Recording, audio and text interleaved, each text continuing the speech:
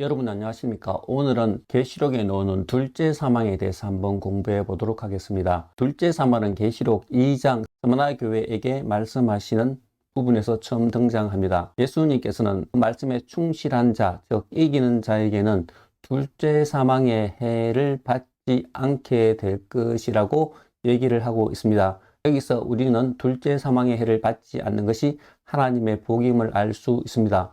그리고 둘째 사망이 있다는 것은 첫째 사망이 있다는 것도 알 수 있습니다. 그리고 나서 둘째 사망이 등장하는 것은 계시록 20장에 들어가면 두 번 등장을 합니다. 계시록 20장 6절에 보면 첫째 부활에 참여하는 자는 복이 있다. 왜냐하면 그들이 둘째 사망의 다스림을 받지 않는다고 얘기를 하고 있습니다. 여기서 또한 둘째 사망의 해를 받지 않는 것이 하나님의 복임을 알 수 있습니다. 그리고 계시록 20장 11절에서 15절에 들어가면 새 하늘과 새 땅이 펼쳐지기 전에 예수님께서 재림하셔서 하나님의 심판의 보좌가 펼쳐지는 장면이 나오고 있습니다. 이때에 믿는 자나 믿지 않는 사람들이 다시 한번 육체적으로 심판대 앞에 부활해서 서게 되는데, 그때에 어린 양의 생명책에 기록된 사람은 영원한 생명인 새 하늘과 새 땅으로 들어가게 되고, 그렇지 않는 사람은 영원한 죽음인 불못에 던져지게 됩니다. 이때 불못을 둘째 사망이라고 요한계시록은 말하고 있습니다.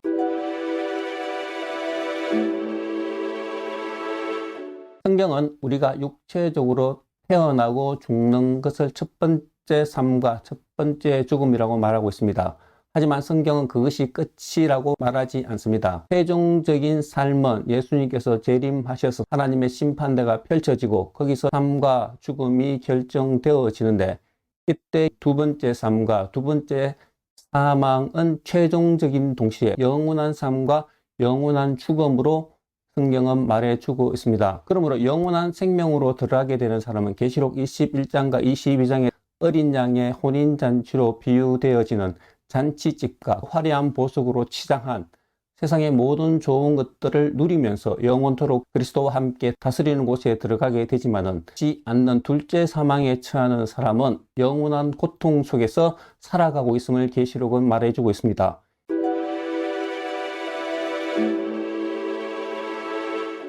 이 둘째 사망을 설명해 주는 부분이 계시록 9장에 들어가면 나타나게 됩니다. 계시록 9장에 들어가면 다섯 번째 나팔이 불려질 때 무저갱에서 황충이 올라오게 됩니다. 이 황충의 임무는 하나님의 인을 받지 않는 사람, 즉 불신자들을 괴롭히는 것인데, 등갈의 침과 같은 것으로 그들을 괴롭게 하는데, 그때 불신자들이 얼마나 괴로웠으면 죽기를 구하지만은 죽음이 그들을 피해서 달아난다고 얘기하고 있습니다. 즉, 이 둘째 사망은 의식적으로 생물학적으로 모든 것이 멈춰버리고 끝나는 것이 아니라 영원한 고통 속에서 죽고 싶지만은 죽지 못하는 그 상태를 얘기하고 있습니다. 이것은 계시록 14장에 들어가면 고난의 연기가 세세토록, 즉 영원토록 끊임없이 올라가고 그들이 밤낮으로 쉼을 얻지 못한다고 되어 있습니다. 즉, 지금 살아있는 동안에는 잠시라도 쉼을 누릴 수 있지만은 이 둘째 사망에 처하게 될 때는 밤낮으로 쉼을 얻지 못하고 등갈이 찌르는 그 고통 속에 살아가는데 죽고 싶으나 죽지 못하는 그 상태를 바로 둘째 사망으로 얘기하고 있는 것입니다. 하지만 계시록 14장 13절에 보면 하나님을 따르기 때문에 하나님을 대적하는 세상의 표와 이름을 받지 않는 사람들은 목숨까지도 내놓을 수 있음을 얘기하고 있습니다. 하지만 성경은 주 안에서 죽는 자는 복이 있다고 얘기를 하고 있습니다. 왜냐하면 그들은 모든 수고를 거치고 쉼을 누리기 때문이라고 얘기를 하고 있습니다.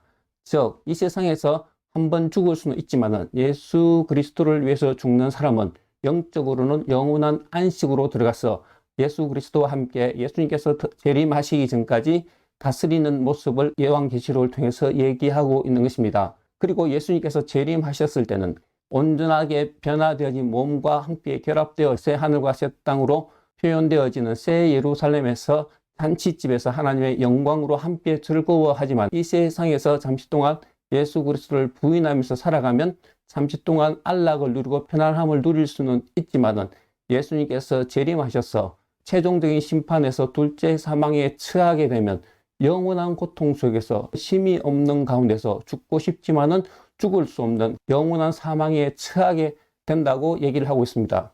그러므로 첫째 삶과 죽음은 일시적인 것에 반해서 둘째 생명과 둘째 사망은 영원한 삶과 영원한 죽음으로 가는 길인 것입니다.